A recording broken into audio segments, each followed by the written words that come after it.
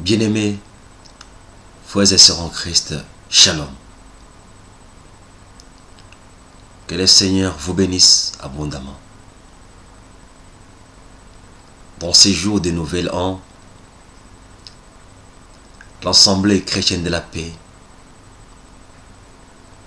et son serviteur, pasteur Tchubemba Jean-Marcel, vous présente le vœu le meilleur. Une bonne et heureuse année 2011. Que le Seigneur vous accorde la santé, la joie, le bonheur, la prospérité, longévité et la paix.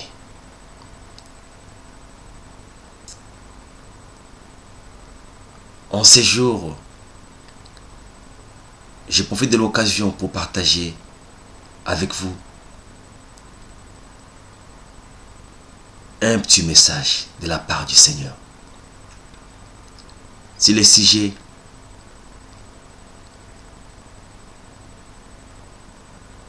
que le Seigneur nous a donné, racheté pour la gloire. Racheté pour la gloire. Redeemed for glory. Le Seigneur, il t'a fait dans cette nouvelle année 2011. Il t'a racheté de l'année 2010 pour te faire entrer dans l'année 2011 pour que tu contemples sa gloire. Car sa parole déclare: avec lui nous irons de gloire en gloire, espérance en espérance et victoire en victoire.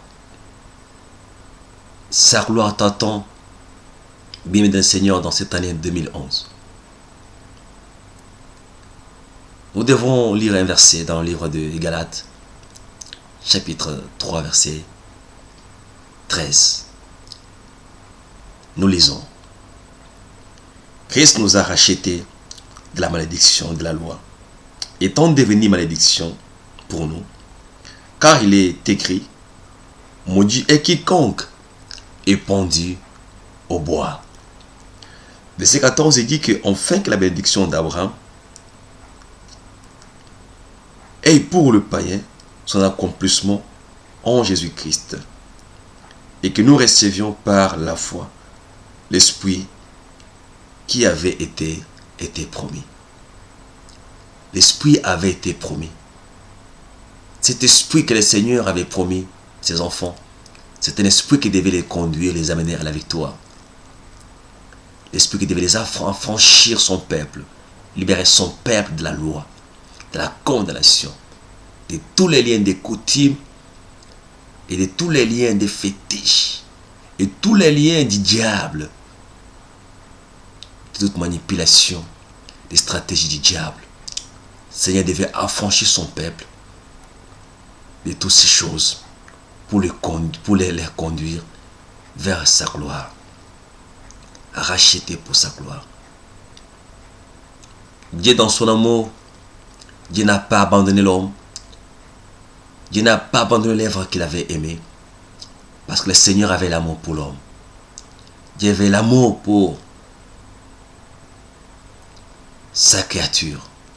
Pour la raison pour laquelle Dieu n'a pas abandonné au bout des chemins le plan qu'il avait pour l'homme. Parce que Dieu avait un bon plan pour l'homme.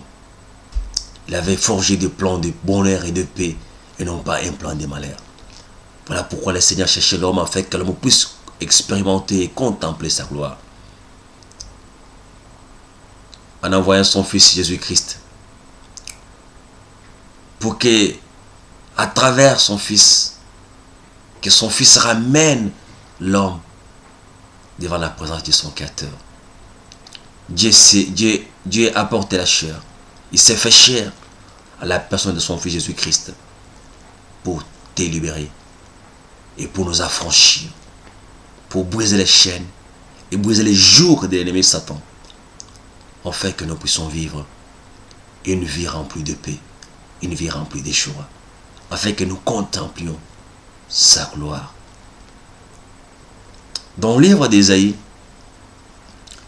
chapitre 43, verset 1, verset 4, Dieu parle à Jacob en disant, Jacob, tu es à moi, Israël, tu es à moi, je te connais, je t'ai racheté pour que tu contemples ma gloire.